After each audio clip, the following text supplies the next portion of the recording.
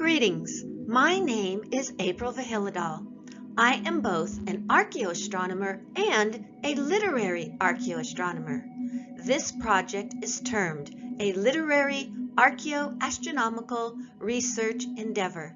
It provides a subthesis to my main thesis of the precession of the equinoxes being encoded into the Odyssey by Homer.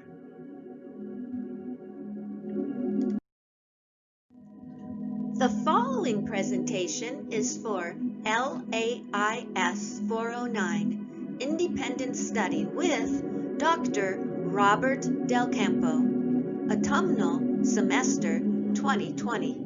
This presentation provides conclusive evidence for the astronomical support of the thesis that Homer purposely paired the full cycle of the moon prior to the eclipse of April 16, 1178 BCE with his lyrical literary work, the Odyssey.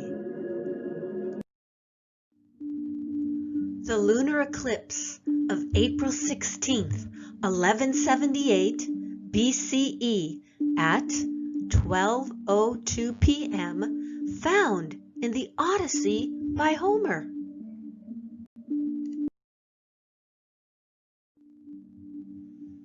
This is an actual event, supporting the thesis that a full cycle of the moon can be paired to the text of the Odyssey by Homer, which ends in the full solar eclipse named herein.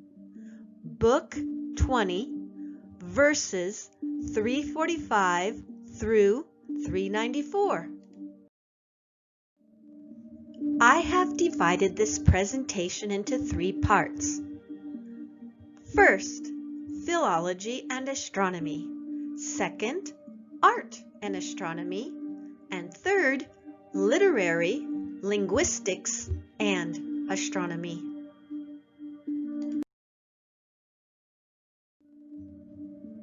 Fulfillment of the prophecy by Zeus.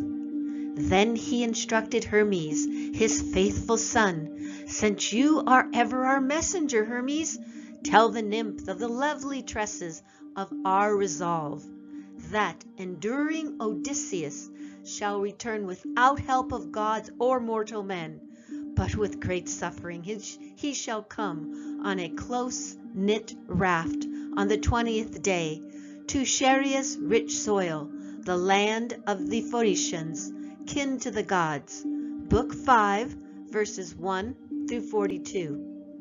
This presentation is a response to the following authors and their writings concerning the 18 plus 2-day trip taken by Odysseus before the solar eclipse of April 16th, 1178 BCE.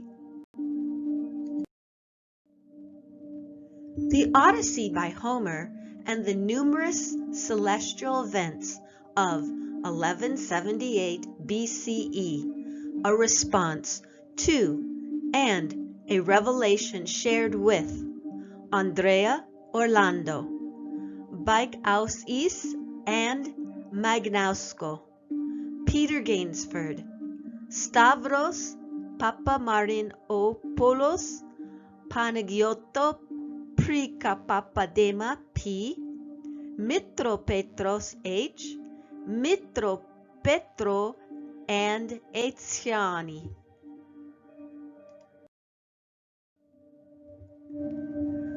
Odysseus sails, day 1. Odysseus spread his sail to the wind with joy and steered the raft cleverly with the oar as he sat there. At night he never closed his eyes in sleep, but watched the Pleiades, late-setting Bootes, and the great bear that men call the Wain, that circles in place opposite Orion and never bathes in the sea. This is the sky chart from Is an Eclipse Described in the Odyssey?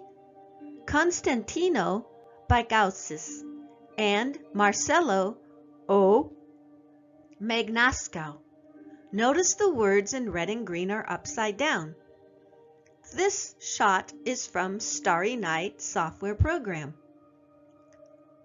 One sky, two views. One view is the direction prescribed by Calypso to Odysseus and is one that follows the precessional path on the ecliptic, moving east to west with north above. The moon actually moves from west to east through our sky, albeit so slowly that we almost never notice it.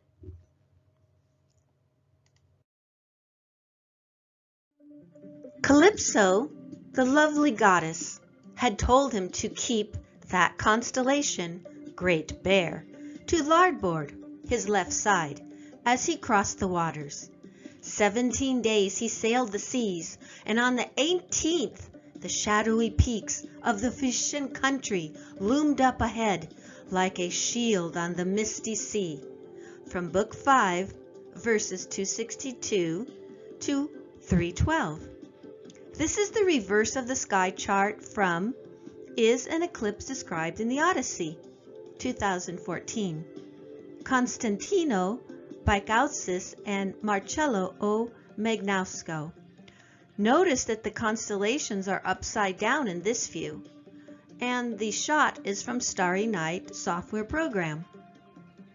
One sky, two views. View 2 is the direction prescribed by Calypso to Odysseus and is one that follows the precessional path on the ecliptic, moving east to west with south above on this sky chart. The moon actually moves from west to east through our sky, albeit so slowly that we almost never notice it.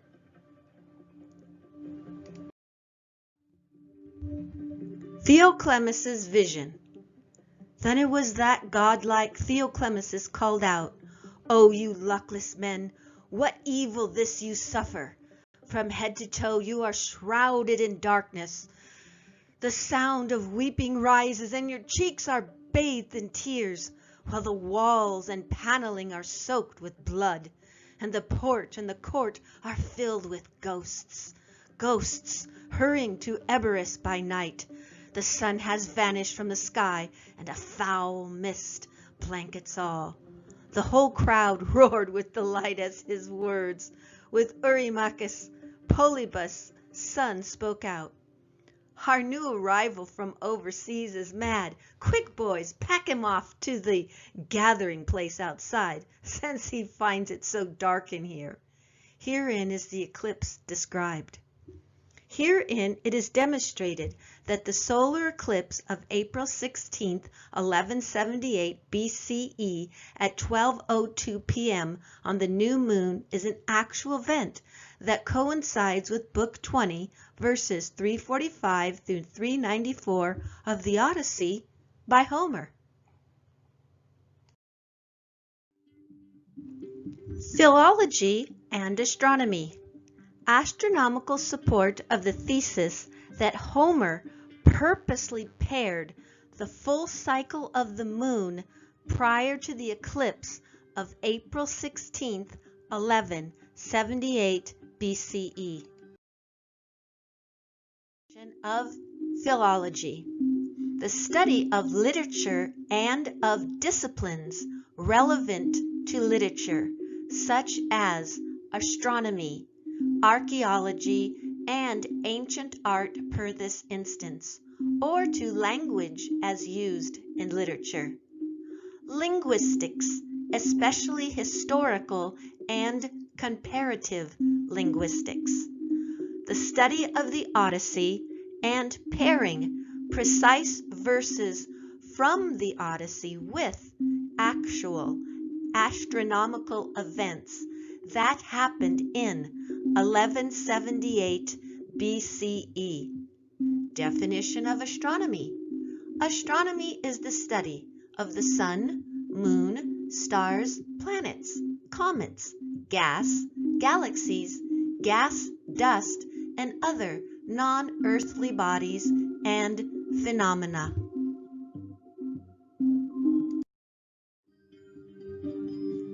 Astronomical support of the thesis that Homer purposely paired the full cycle of the moon prior to the eclipse of April 16th, 1178 BCE.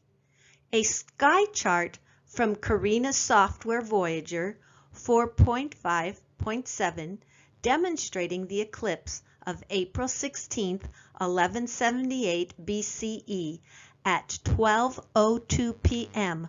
over the skies of Ithaca of the Ionian Islands of ancient Greece. Herein, it is demonstrated that the solar eclipse of April 16th, 1178 BCE at 12:02 p.m. on the new moon is an actual event that coincides with Book 20, verses 345 through 394 of the Odyssey by Homer. Here we have a solar eclipse sky chart from Voyager 4.5.7 demonstrating the eclipse.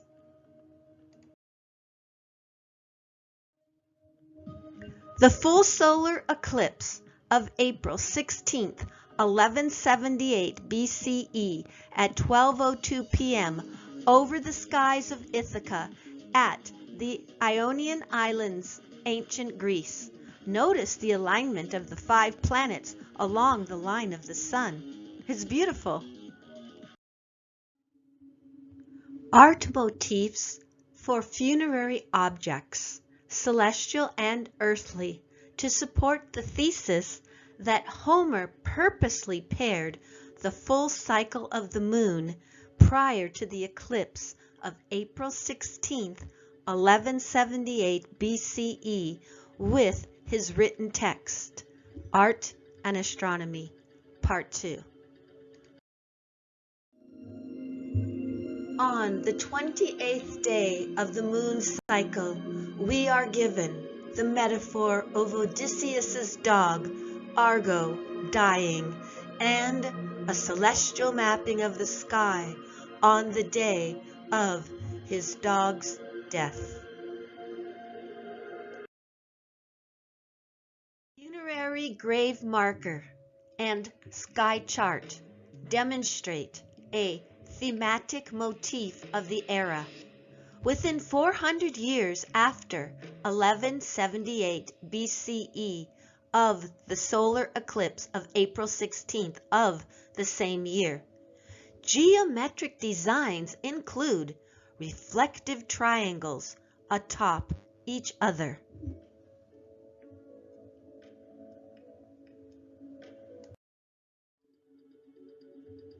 Art motifs for funerary objects, celestial and earthly, to support the thesis that Homer purposely paired the full cycle of the moon prior to the eclipse of April 16th, 1178 BCE. For more information on the pairing, see my website at sphinxvihilidal.blog.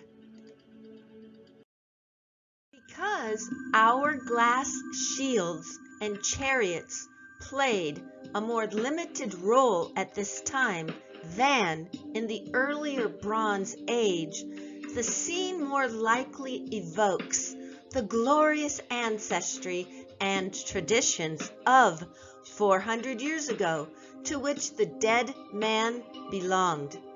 1178 BCE is considered the collapse of the late Bronze Age.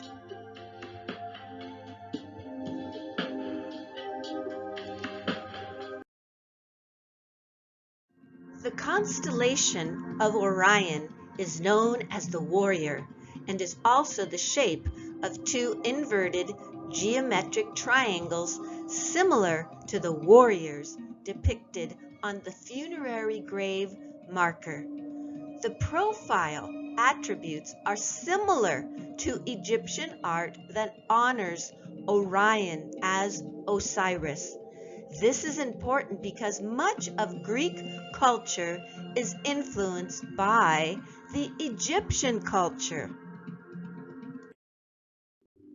For optimal clarity, the dead man is shown on his side, and the checkered shroud that would normally cover the body has been raised and regularized into a long rectangle with two projections. The zone below shows a procession of chariots and foot soldiers. The figures may refer to the military exploits of the deceased.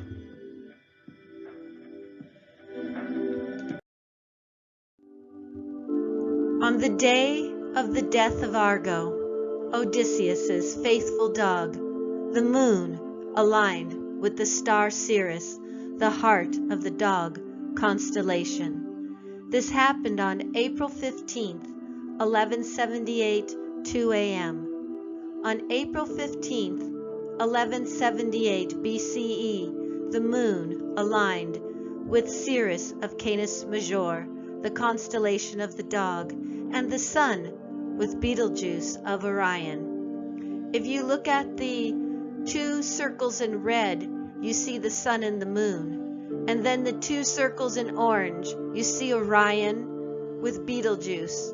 And you see Canis Major with Sirius.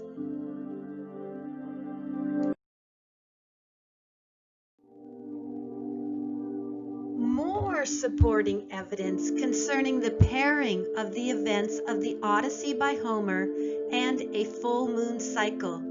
Aludra, the maidenhead, is the tail of the dog and aligned with the sun at 4:20 a.m. on April 15th, 1178 BCE, the day Argo died.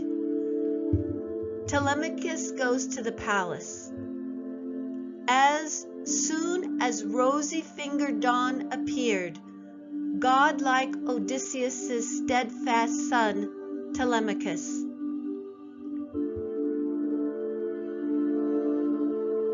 there lay the dog Argos, quite full of ticks. Just then, as he noticed Odysseus coming near, he wagged his tail and then dropped both his ears. But after that, no longer had the strength to come to his master. Then looking away, Odysseus wiped away a tear.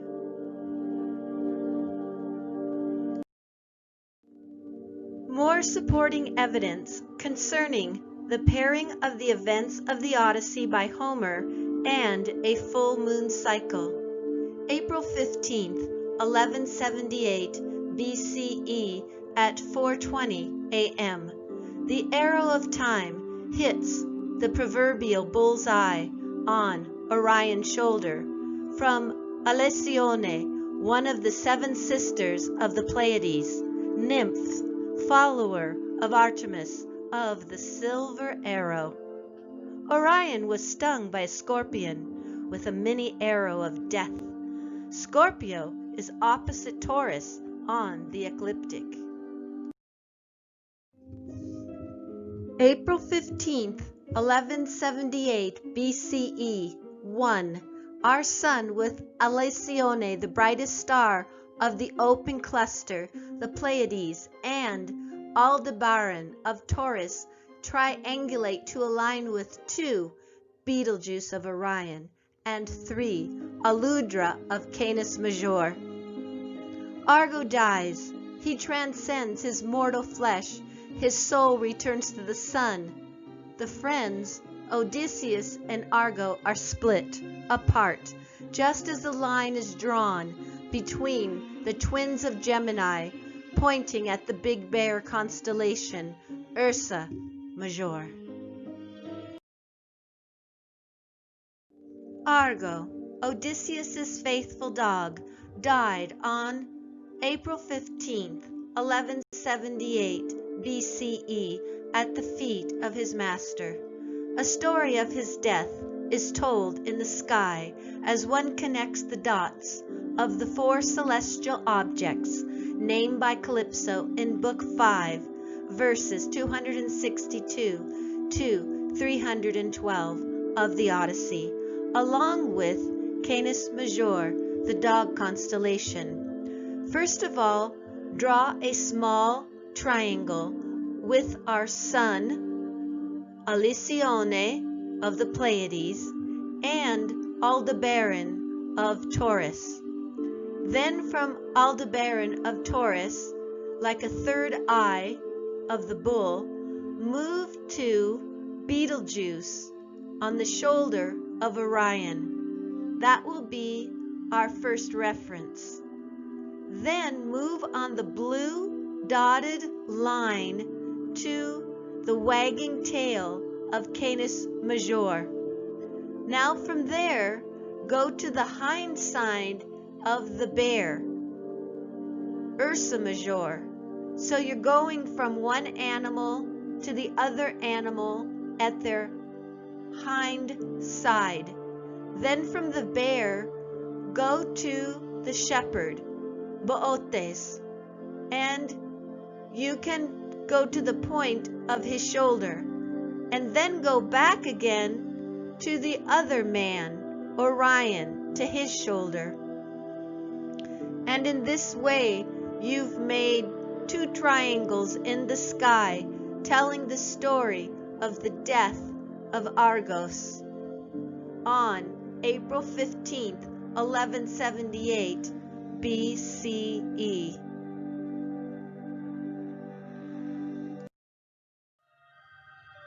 As above, so below. We see the geometric hourglass shape in both. 1. The astronomical funerary hourglass metaphor of Argo's death in the sky on the day of the dog's death, and 2. With the artistically painted funerary hourglass shape used on a grave marker, the terracotta crater, to be shown in the upcoming slides. Notice I have circled Canis Major, the dog constellation, connecting to the sky object named by Calypso, Book 5, 262 through 312. Alcyone is the brightest of the sister stars of the open cluster called the Pleiades. The Pleiades are said to ride the shoulders of the constellation of Taurus. Alcyone is one of the nymphs who accompanies Artemis on her hunts. Artemis of the silver bow kills Orion, hits the bullseye or center of the target as seen in the sky. The right shoulder of Orion is hit, metaphorically. A bullseye is hit from the bullseye. Another version states Orion was stung by a huge scorpion and died. Scorpio is opposite the constellation of Taurus on the ecliptic. Animal to animal. The hind end of the dog constellation is directly opposite the hind end of the bear constellation. Man to man. The right shoulder of Orion, the hunter, is in opposition to the right shoulder of Bootes, the herdsman. Scorpio is opposite both Taurus and Orion on the ecliptic. Art and astronomical motifs for funerary objects. Celestial and earthly events do support the thesis that Homer purposely paired the full cycle of the moon prior to the eclipse of April 16th, 1178 BCE with his written text. Funerary grave marker and a sky chart demonstrate a thematic motif of the era within 400 years. Geometric designs of two triangles atop one another as reflective triangles to affirm the saying from the emerald tablet, as above, so below. and in our case, as below, so above. Linguistics, Part 3. The scientific study of language and its structure, including the study of morphology, syntax, phonetics, and semantics. Specific branches of linguistics include sociolinguistics, dialectology, psycholinguistics, computational linguistics, historical comparative linguistics, and applied linguistics. So let us begin. Literary linguistics and astronomy. Literary linguistics. Literary linguistics is a branch of study that does exactly what it says on the tin. It is the interface between literature and linguistics.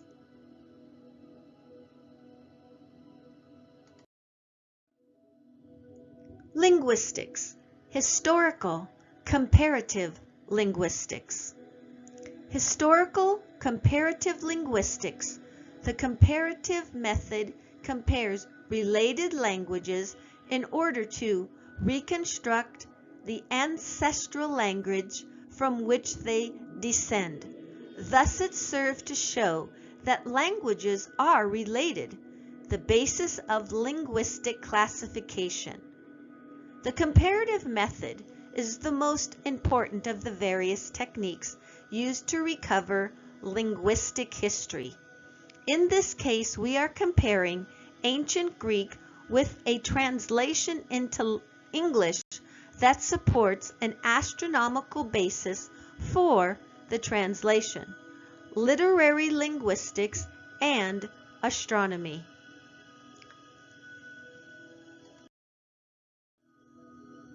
Syntax and grammar. For linguists, grammar is simply the collection of principles defining how to put together a sentence. Every language has restrictions on how words must be arranged to construct a sentence. Such restrictions are principles of syntax. Every language has about as much syntax as any other language.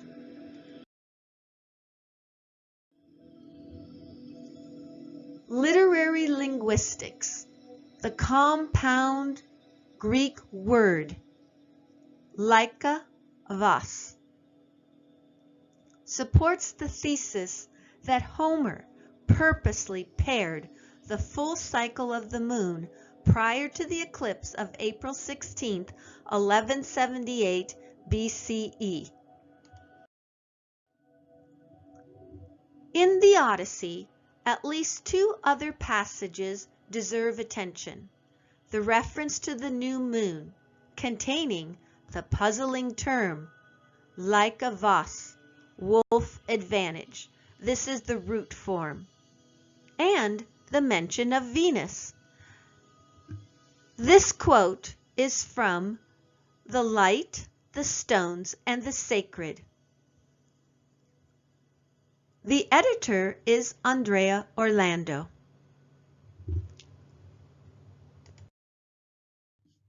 April 13th, 1178 BCE. The moon is 26 days old in Alcyone. It is 5:30 a.m. and Venus rises before the sun doth rise. The journey home. Yes, indeed. All this is being done as I say. Odysseus awaits the new moon, with the character of a wolf, planning with his wolf-like advantage. As some month ends and one begins, satisfied with bread and meat, hastens to bed.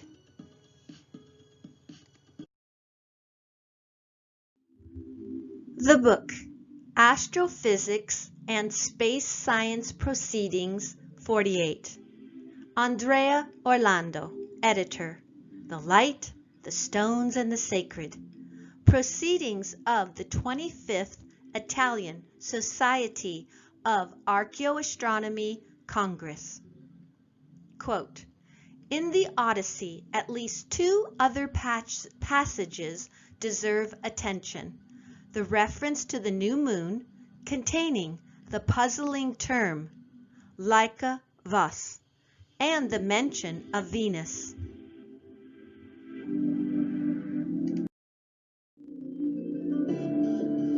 A noteworthy investigation of the relationship between the imagery of an astronomical event, the new moon, and the Homeric, archaic, lyrical poetry of the Odyssey. Inspired by Andrea Orlando, editor of The Light, the Stones, and the Sacred, 2017, found in Book 14, verse 161, and Book 19, verse 306. The root, Lyca Vas, wolf advantage. Translation 1. Third declination, genitive, Lyca Vantos, wolf advantage. Translation 2. Gentative, third declination, Lyca Vantos, moon primacy.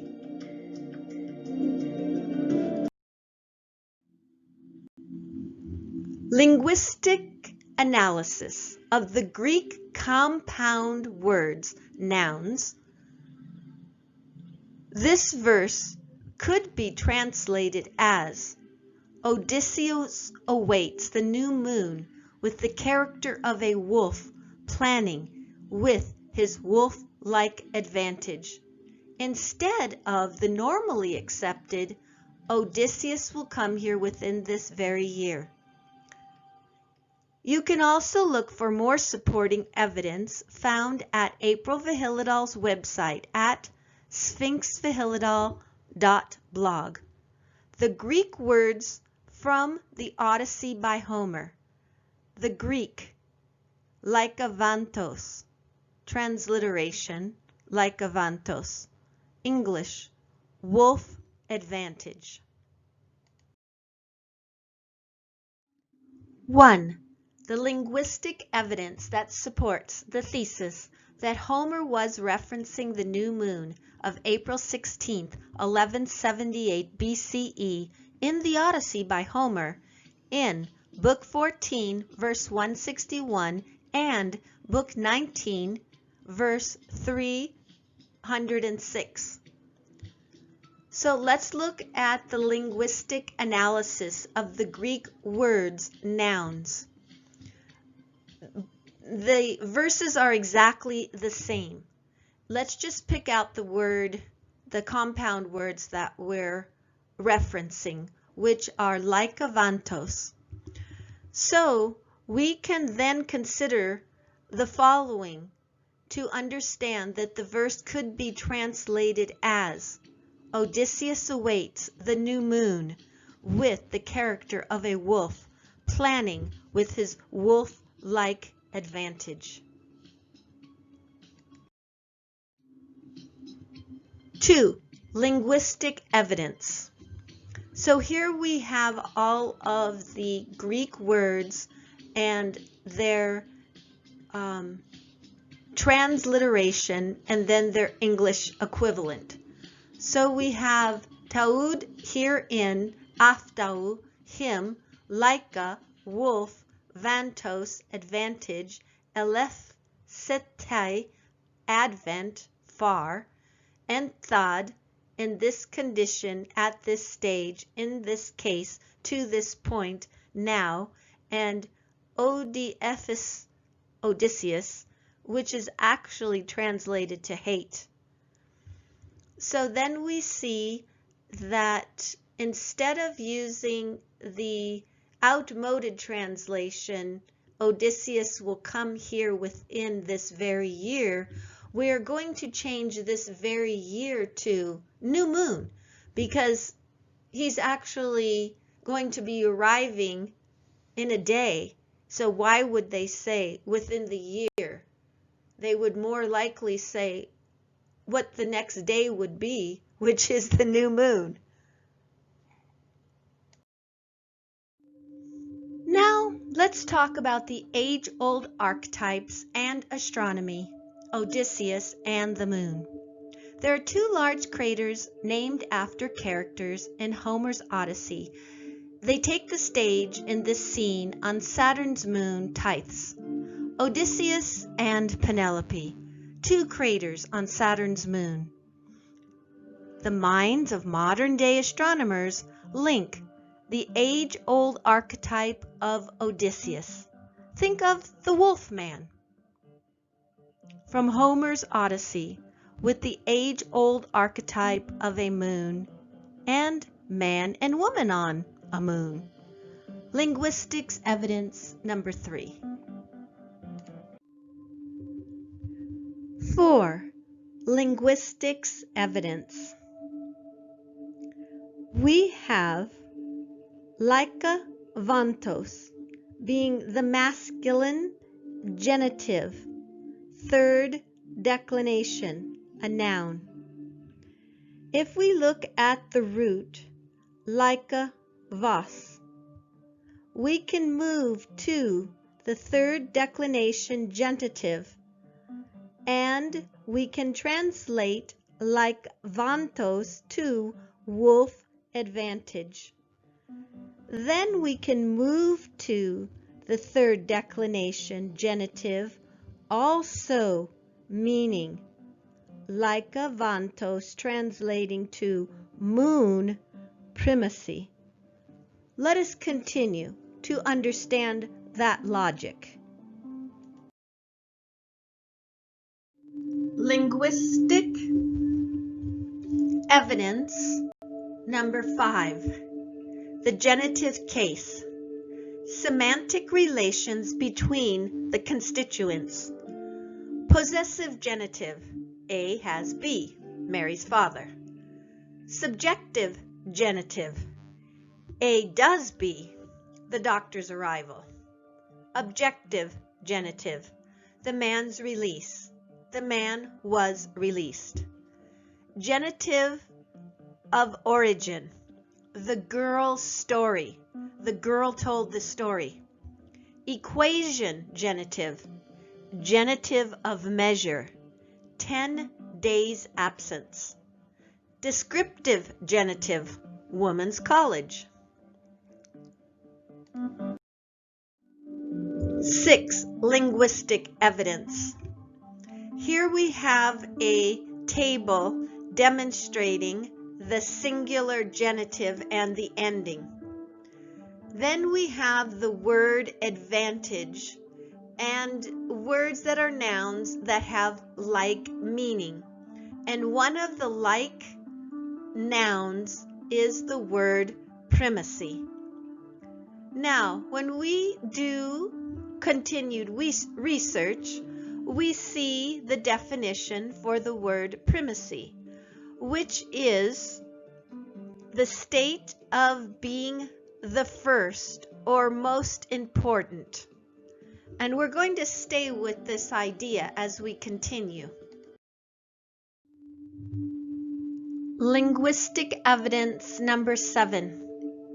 If we look at the compound words like avantos from like avas, we can see that it was accepted as a translation as this very year.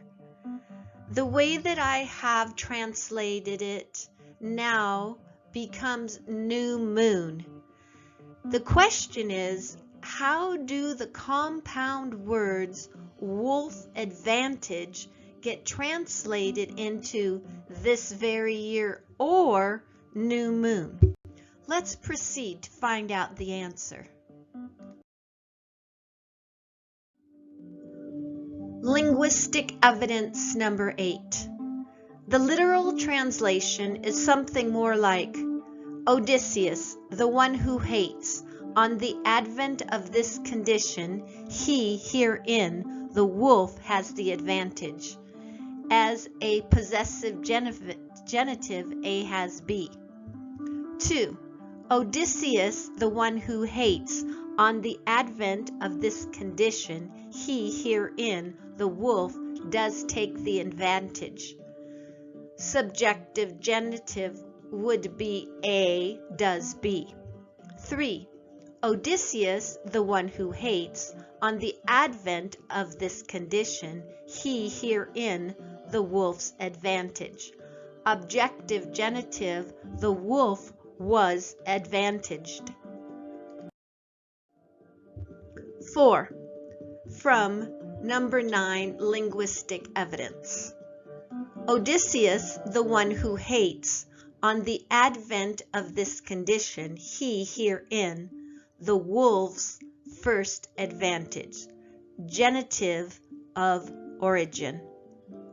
Odysseus, the one who hates, on the advent of this condition, he herein, the wolf's first advantage. Equation, genitive, genitive of measure. 6. Odysseus, the one who hates, on the advent of this condition, he herein, a wolf-like advantage. Descriptive genitive.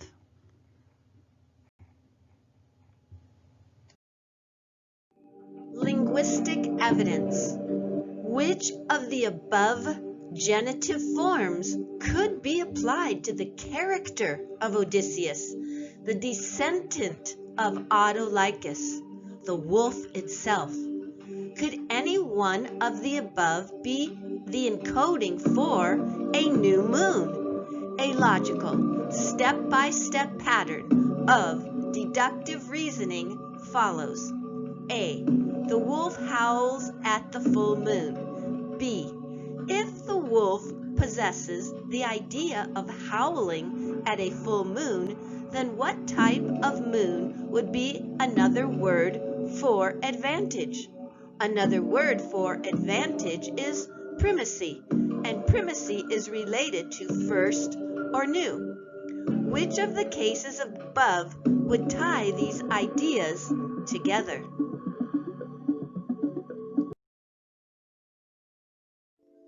Linguistic evidence number 11. That could be perhaps number 4, the genitive of origin, because it implies the second part of the compound word's possession by the first compound word. In this way, we could then see how the wolf could possess the first of something. Since wolves howl at the moon, the wolf could possess the first of the moon's cycle, which would be the moon of primacy, the first moon, or as we call it today, the new moon. The wolf's primacy would then translate to the new moon. 13 full moons. Most years have 12 new moons, one each month. But our calendar is not perfectly synchronized with astronomical events. Therefore, every now and then, a year has 13 full moons or 13 new moons. When this happens, at least one of those new moons is a black moon. The year 1178 BCE did not have a black moon because it only had 12 new moons. However, the year 1178 BCE did have a blue moon because it had 13 full moons for which the wolves did howl. Linguistic evidence number 12. Primacy. The age-old archetypes of personality and the astronomy of a celestial body. Linguistic analysis of the Greek compound words, nouns, lykavantos, in Book 14, verse 161. We can now see that lykavantos in this verse can be translated per the following based upon linguistic evidence provided. Odysseus awaits the new moon with the character of a wolf planning with his wolf-like advantage. Instead of the normally accepted, Odysseus will come here within this very year.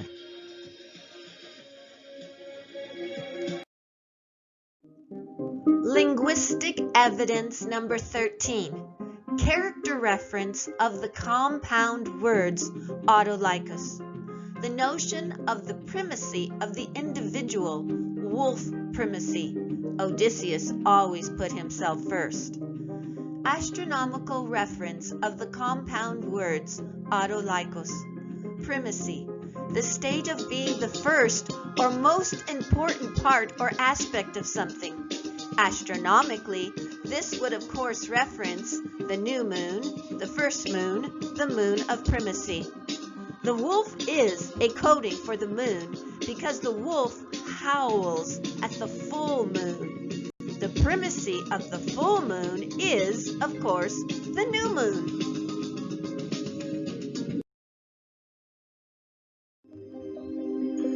Linguistic evidence number 14. Odysseus, the one who hates. On the advent of this condition, he, herein the wolf, has the advantage. Odysseus, grandson of Autolykos, the lone wolf, one who howls at the full moon. On the advent of this condition, he, herein, is the wolf of primacy or the new moon. Or more simply stated, Odysseus. The advent of a condition is another way of expressing awaiting or just waiting. The archetype of an individual, crafty, howls at the full moon, wolf, advantage. Third declination, genitive. Archetype of a celestial body, marker of time, moon, primacy. Third declination, genitive. Linguistic evidence number 15. In 1915, Classic Philology. This book, written under the direction and guidance of Miss Jane Harrison and Professor Gilbert Murray, deals with the origin and growth of those traditions which found final expression in the Odyssey. The minions of Boeotia created the character of Odysseus, whose maternal grandfather was Autolykos, very wolf, a wolf god of Parnassus.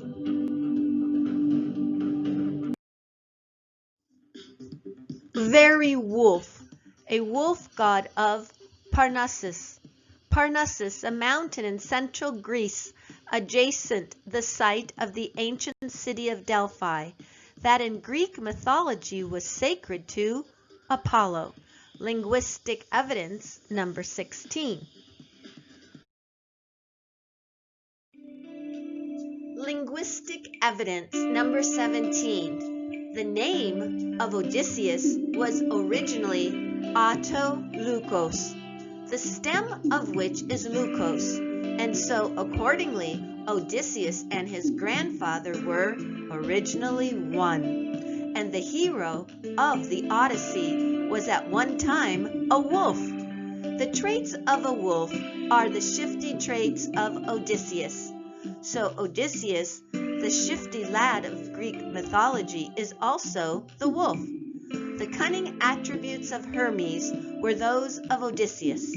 Odysseus was originally a mere double of Autolykos, who again was a double of Hermes.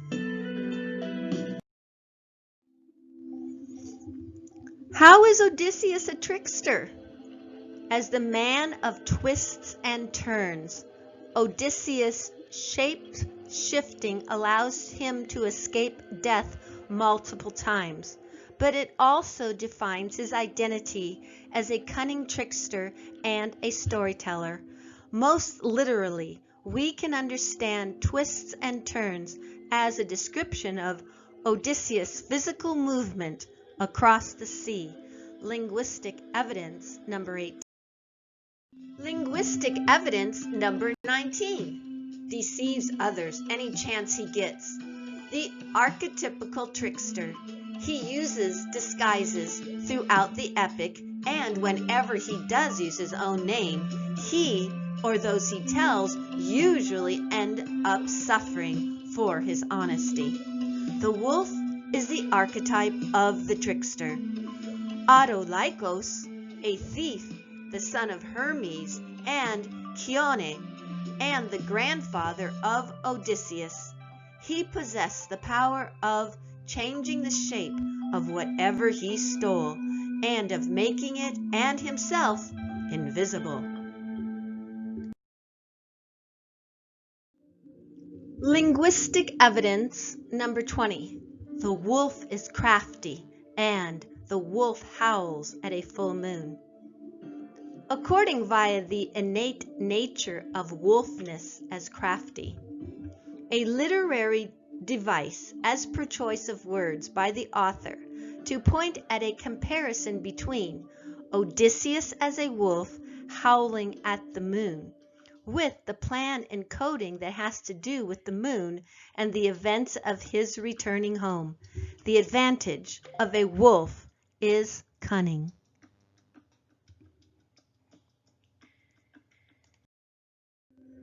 Linguistic evidence number 21. A literary device as per choice of words by the author to point at a comparison between Odysseus as declining in years as a mortal man, still with the cunning of a wolf. Just as one part of his life finds completion through decline, like the waning crescent moon on the day of his return, April 15th, 1178 BCE, so too Odysseus reclaims his home by the slaughtering of the suitors, and he stands tall once again like the new moon of April 16th, 1178 BCE, beginning yet another phase of his life as a mortal human.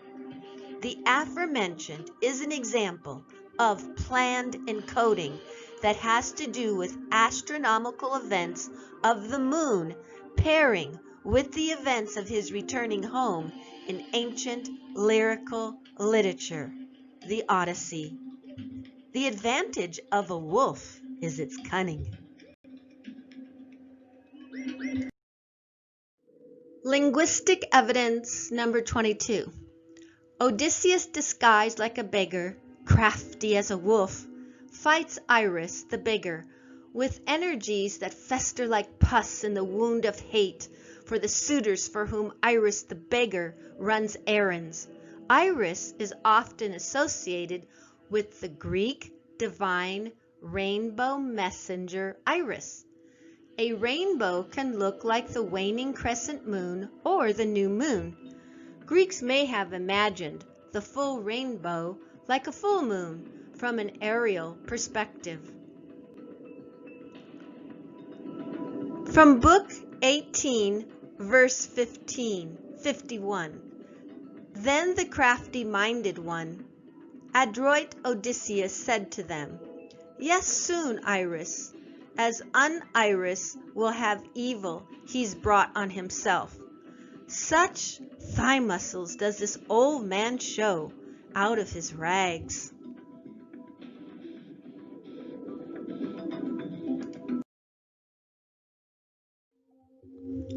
Linguistic evidence number 23.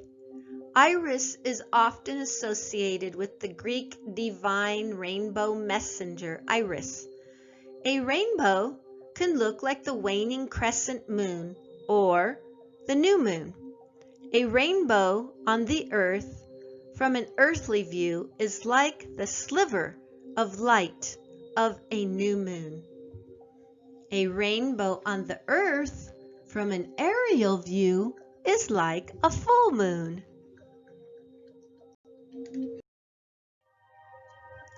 Linguistic evidence number 24. The crafty trickster Odysseus, named after his grandfather Autoleucos, son of Hermes, doth grieves at the sight of his loyal companion Argo, the descendant of the wolf. Argo, once tamed and trained for all abiding loyalty, dies in front of him after returning home some 20 years later.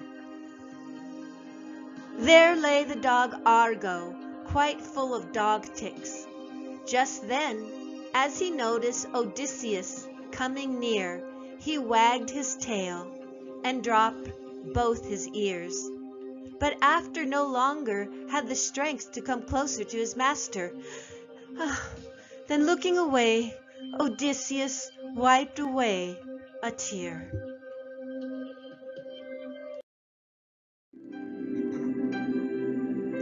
Linguistic evidence number 25.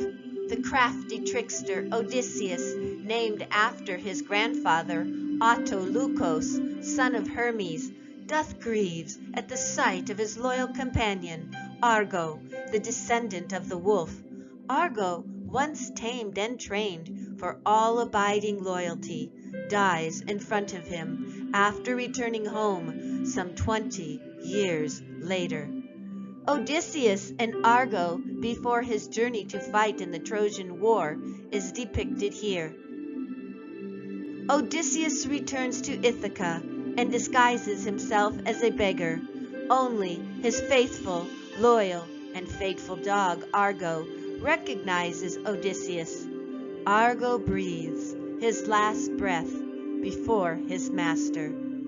Odysseus, the one named after his grandfather, Odysseus was originally a mere double of Autoleucos and is compared to the new moon as Leuca, Bavtos, the wolf's primacy.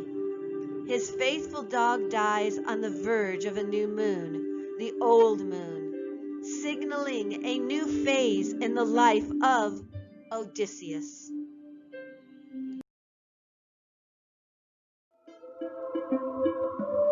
The dog, Canis familiaris, is a direct descendant of the gray wolf, Canis lupus. In other words, dogs as we know them are domesticated wolves.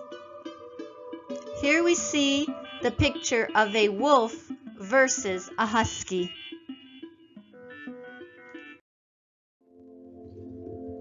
A stellar view of April 15th, 1178 BCE at 2 a.m. Odysseus is identified with the wolf, and the wolf is identified with the dog.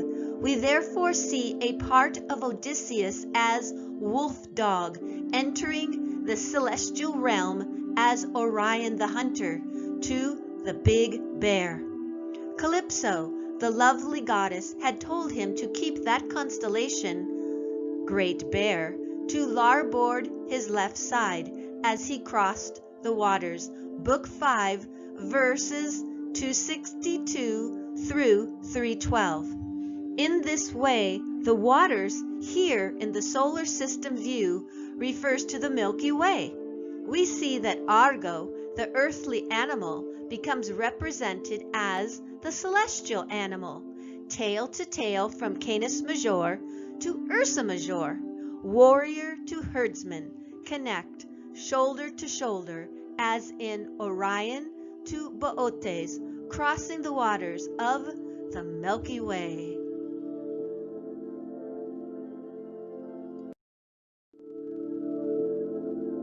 Another stellar view of April 15th, 1178 BCE reveals parallel lines, man to man and animal to animal. We also see a straight line from Alcyone of the Pleiades in Taurus slice through our Earth and Sun and then touches Ithaca, the brightest star in the constellation Corona Borealis, the northern crown. This star is sometimes called Gamma, which means the jewel of the crown. Calypso, the lovely goddess, had told him to keep that constellation, Great Bear, to larboard, his left side, as he crossed the waters. Book 5, verses 262 to 312. In this way, the waters here in the solar system view refers to the Milky Way. We see that Argo, the earthly animal, becomes represented as the celestial animal. From animal to animal, the dog Canis Major meets Ursa Major, the great bear, after crossing the waters of the Milky Way.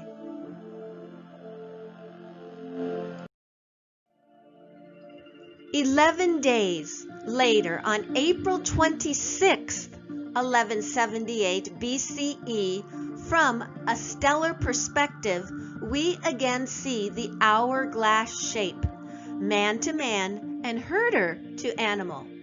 11 days later, at 2 a.m., our sun is the point of intersection between three of the celestial bodies named by Calypso.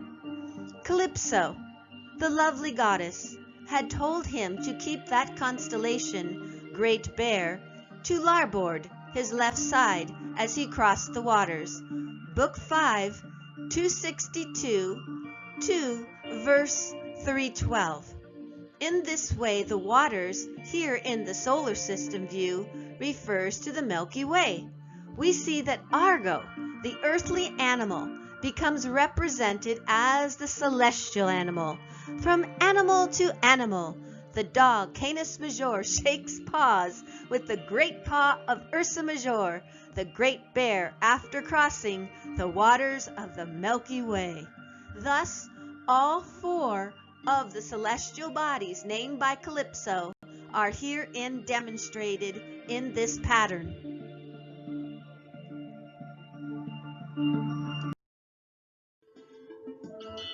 Odysseus is identified with the wolf, and the wolf is identified with the dog.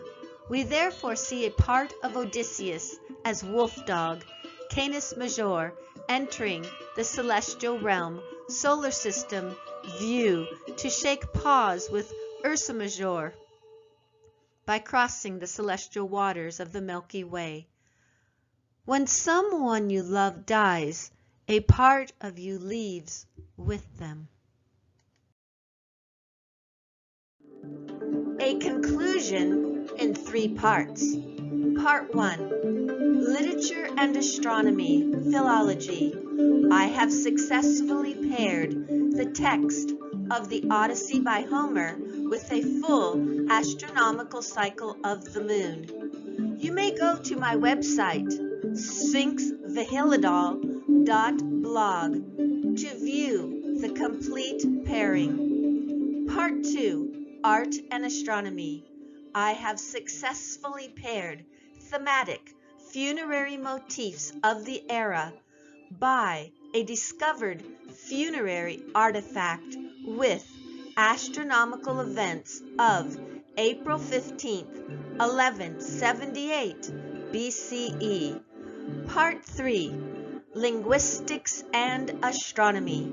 I have successfully demonstrated linguistic evidence of the compound word lycovantos having astronomical significance with the new moon. I have proven that every event of the moon cycle for 29 days aligns perfectly with the text from the Odyssey by Homer. To see this pairing, go to my website at sphinxvihilidol.blog.